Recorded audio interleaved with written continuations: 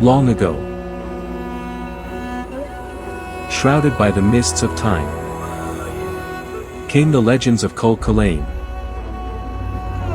In the lands of High Brazil, hours before the cataclysm, the people were blissfully unaware of what was to come.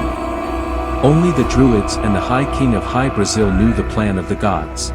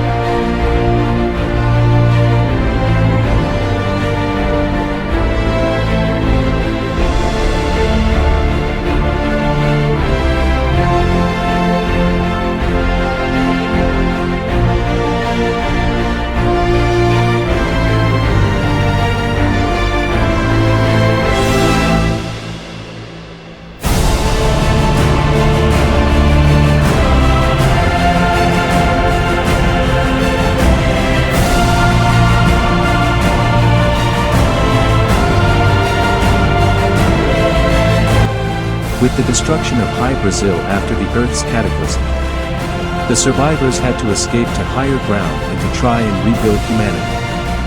The Druids kept the lore of the ancients and helped build the ancient monument cataclysm markers throughout the Earth. With these cataclysm survivors were the clans of High Brazil and the Druids.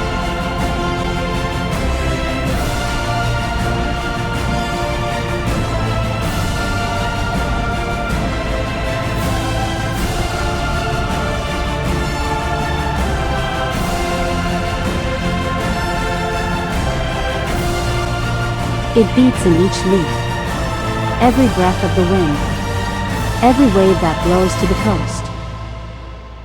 We Druids are not masters of this earth. We are her guardian, her voice, her shield. Once stood the Druids under the shadow of Nordrassil. And from there we learned the ancient paths. Not to rule, but to preserve. We speak the language of the trees. We dance with the spirits of the wind. And when the darkness seems, we are the last line between chaos and balance. The shape of the bear gives us the strength to defend the pack. The cat gives us the instincts of the hunter. The raven lifts us above the land. And the roots of the earth itself heal our wounds. But do not forget, true power does not lie in the struggle, but in balance, because where life flourishes, always lurks the shadow, and it is our task to keep both in harmony. Listen to the whispers of the leaves, the marbles of the stream, for there lies the true wisdom. We are druids, and as long as we wake up, we will breathe Azeroth.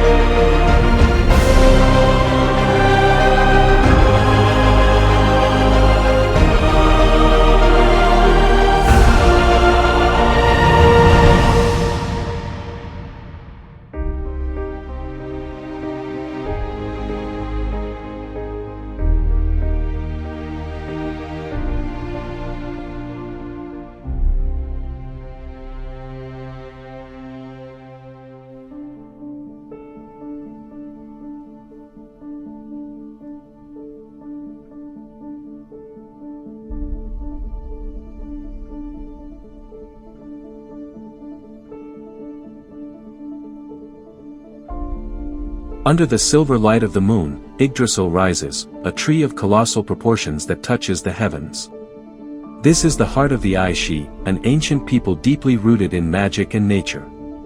Here, in the shadows of this living world, the past whispers through the trees, and the stories of Danu, the moon goddess, can be felt everywhere. For thousands of years, the Celts have gazed at the sky, finding strength in their goddess. Danu is not just their light, but also their wisdom, their protector, and the center of their faith. In the dense forests of Hibernia and Albion, a balance between life and magic prevails. The Celts share their home with majestic creatures, saber-toothed tigers that move silently through the underbrush, and owls that watch over the land from above. But the heart of this forest beats within the living ancient trees, colossal beings that guard the secrets of this world and protect its inhabitants. The priestesses of Hibernia and Albion play a central role in this harmony. They are the mediators between mortals and the goddess, guardians of the moon well, a source of pure magic. Their presence is a symbol of hope, a beacon of light in the darkest hours of the night. In the depths of the forests lie hidden artifacts, relics from a time when the Aishi were immortal, and their power knew no bounds. These objects tell tales of great wars, alliances with nature, and the sacrifices of their people. The moonwell itself is one of the most powerful artifacts in this world. It is the source of their strength, and a bridge between the planes of existence. Yet other artifacts, full of magic and mystery, lie buried in the woods, waiting for their stories to be uncovered. These relics are not just symbols of the past. They are the key to the future of the Celts.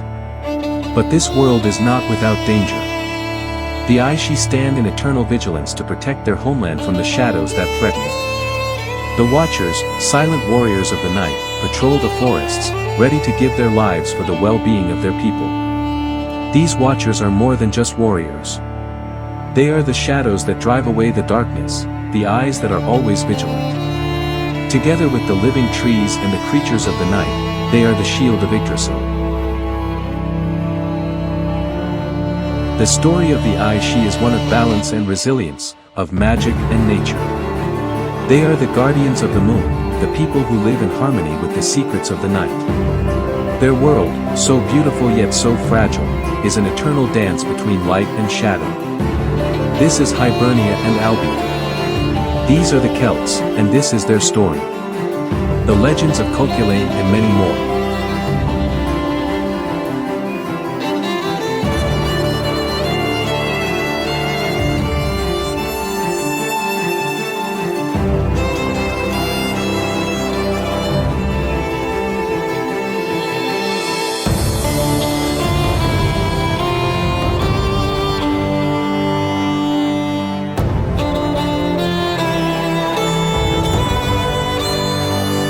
Cuchulainn, third-born child of gods and kings, Cuchulainn is legend brought to life.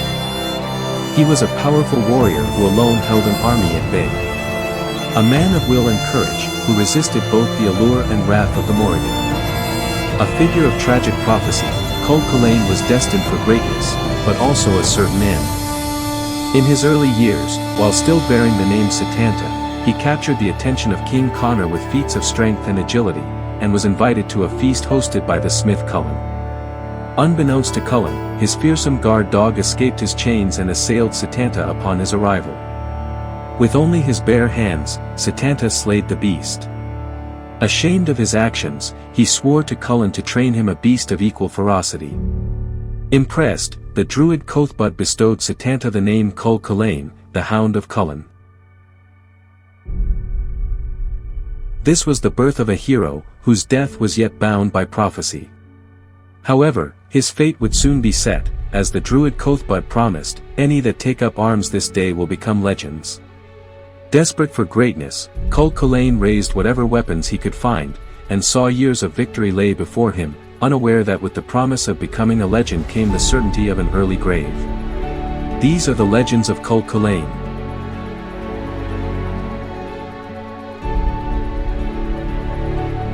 The story begins with the demigods of the underworld trying to escape their dimensional prison realm, where they were imprisoned since the dawn of time. The demigods vow vengeance on the mortal beings that the gods love instead of them.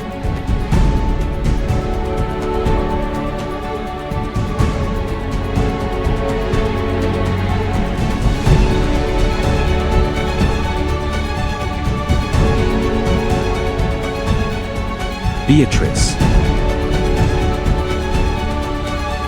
When you had your way with that girl, you gave me to Lucifer. Rage in her soul that you would be faithful. Her faith in you was very touching. So I thought, just the girl for me. I owe this all to you, my friend. Let my power flow through your soul. Give in to my will. Together we will regain paradise.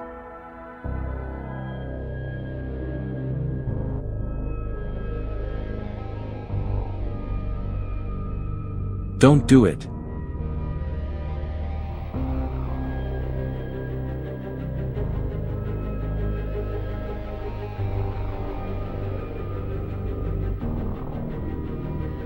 The faithful has lost her faith. The incorruptible has become corrupted. The true innocent has been laid to the sins of man, like all the rest before. Who now can deny me my rights?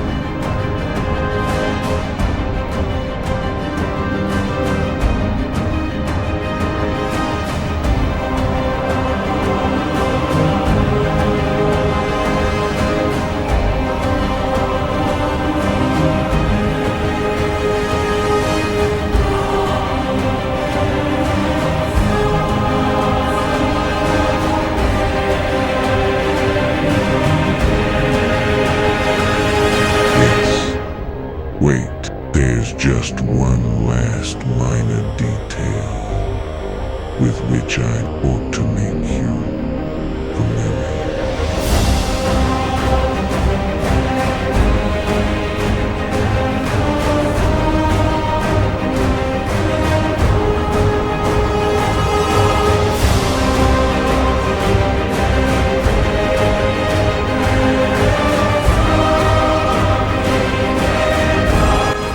Can't be. You're dead. Cuchulainn. You can't go anywhere. Not a single soul may leave this place.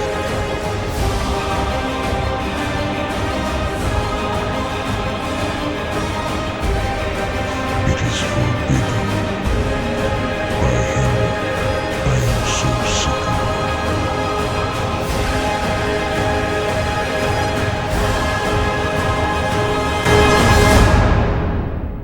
I will reclaim my rightful place in paradise. My path will be paved with the sins of man, and yours, Dante, shall be the bedrock of my return, and all that is good shall be gone from the universe forever.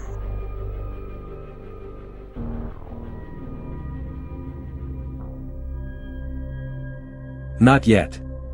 I have collected many souls on this pilgrimage. Souls that I have freed from this inferno. And together, they now possess the power to free me. Father, mother, brothers, absolve me. This power, Cuchulainn, we can use it together. You and I, friend. Just think what we could achieve. I would rather not. I would rather not, Dante. I can be enlightened with Beatrice. Together we will rule the three kingdoms of the earth. It's not going to happen. The radiance of Mornstead withers. It's time.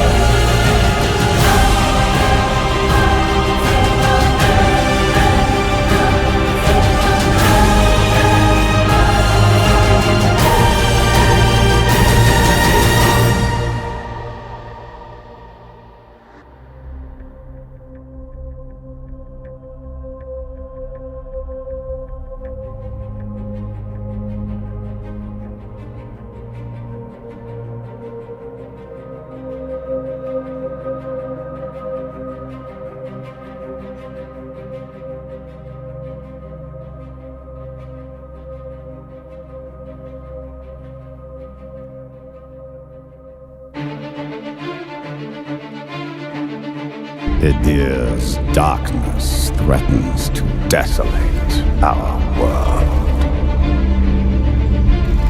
Ascend to Aureus, my child.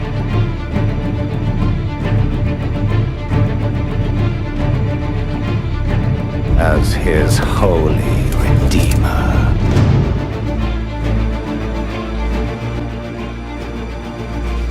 In light we walk. In light we walk.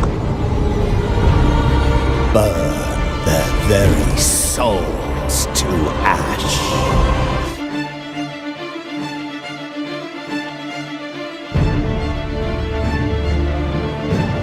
After eons of tyranny, the demon god Adir was finally overthrown by humanity, though fear of his terrible power endured. And so was formed the hallowed sentinels, our duty being to stand vigil for signs of his return. Even exile to another realm could not silence the fallen god forever. And in time, Adir's malignant influence pervaded the world once more. In his hunger for vengeance, Adir orchestrated the return of his demonic army. Light was swallowed by shadow, and with it, hope. A new, grim champion arises, the Dark Crusader. And perhaps it will indeed come to pass that only they who shun the light in order to fight the darkness possess the power to defy a god.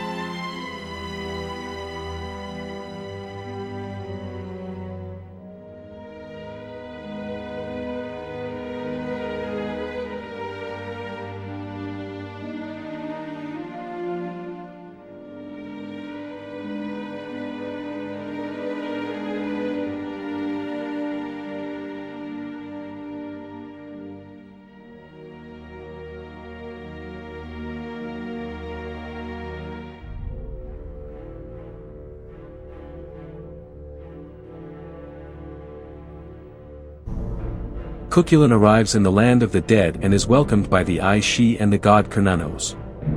They ask of Cuchulainn for one more task in the mortal realm, then he will be welcomed into Mother's kingdom forever as an Aishi sentinel. Cuchulainn agrees to this quest from the gods and is taken to the waiting rooms of the land of the dead, where he will be reborn a human being in the land of Hibernia to fulfill his destiny.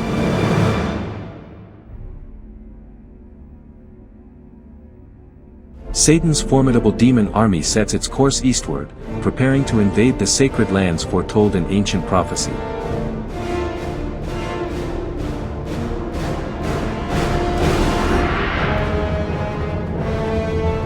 With dark determination, the demon lord plots his revenge, aware that his captor and nemesis, the legendary hero Cuchulainn, has been reincarnated. Though uncertain of the precise location, he knows the child destined to carry Cuchulainn's spirit resides somewhere within the realms of Hibernia or Albion. Fueled by a thirst for vengeance, he dispatches his relentless minions to scour these lands.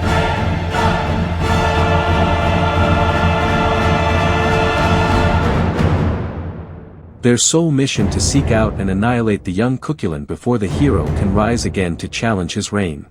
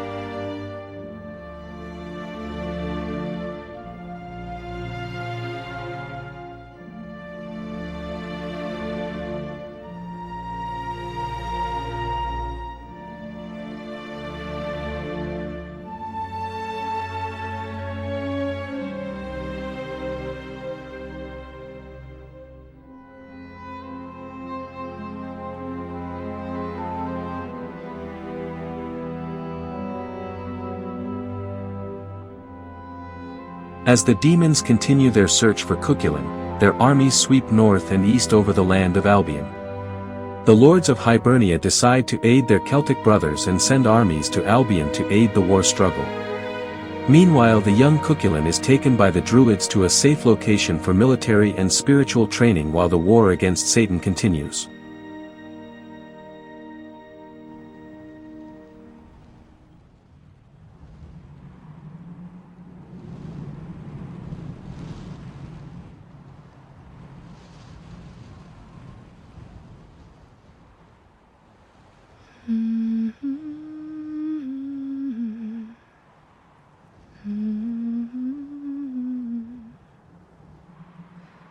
Beware, beware, the daughter of the sea. Beware, I heard him cry. His words carried upon the ocean breeze as he sank beneath the tide.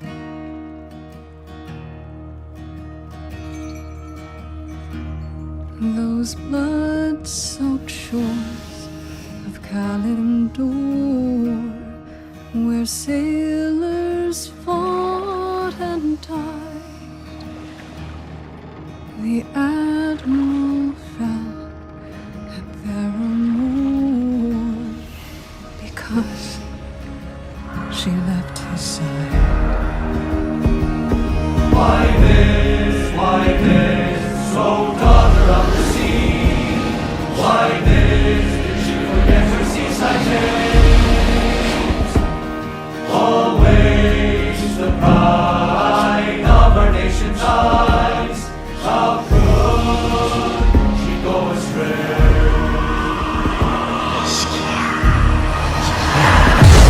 When she did flee, cross the ocean deep, the admiral followed west. What else but sail to save a daughter's life and brave just a regret? But there he found upon those distant shores enemies on the rise. But when he faced those savage foes, his daughter stood aside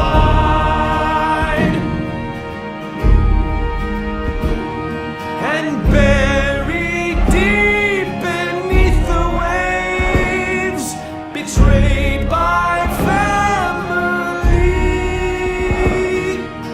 to his nation with his last breath cried, beware the daughter of the sea.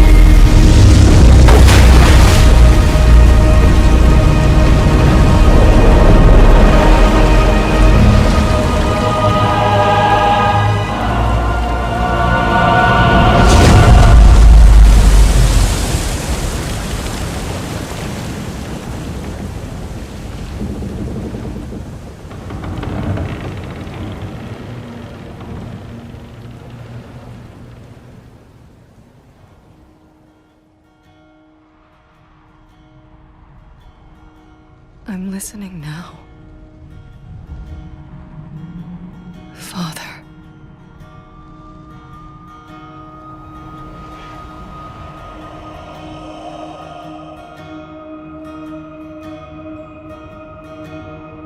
I heard, across a moonlit sea, the old voice warning me. Beware, beware, the daughter of the sea. Beware, beware of me.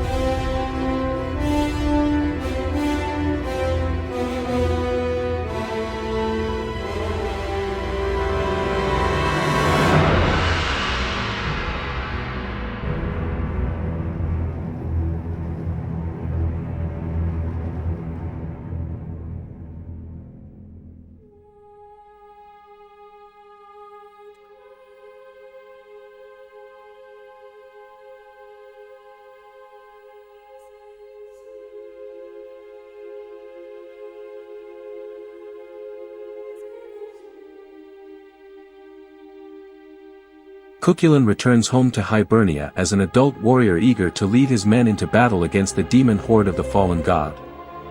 Finally, Cuchulainn can fulfill his destiny and lead his men to their legendary destiny. Now battle commences between a demon army and Cuchulainn's Celtic war band.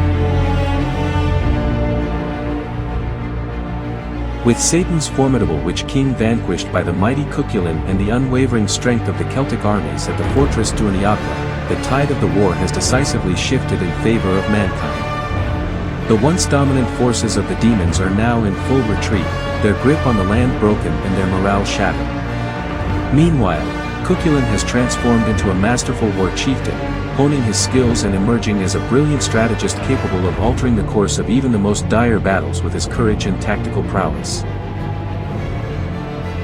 Cuchulainn visits the Lady of the Lake to find out how to close the portal to the demon's underworld realm for all eternity.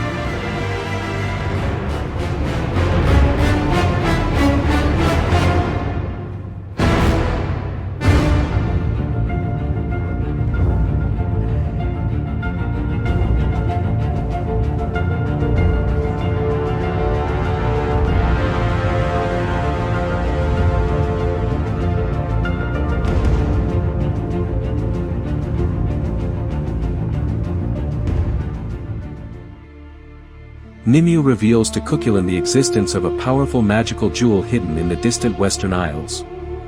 This gem, she explains, holds the ability to seal the dangerous portal, but only if it is brought to the Isles and invoked by someone possessing Cuchulainn's unique mystical powers. With the fate of humanity hanging in the balance, Nimue stresses the urgency of the quest, warning that failure to act could leave the world vulnerable to relentless assaults from the demonic realm and its terrifying inhabitants. She implores Cuchulainn to take up this mission, as no one else has the strength or abilities required to succeed. Understanding the gravity of the situation and the immense responsibility placed upon him, Cuchulainn solemnly agrees to undertake the perilous journey. Determined to protect humanity and fulfill his duty, he begins his preparations to leave Avalon behind and set out for the enigmatic Western Isles.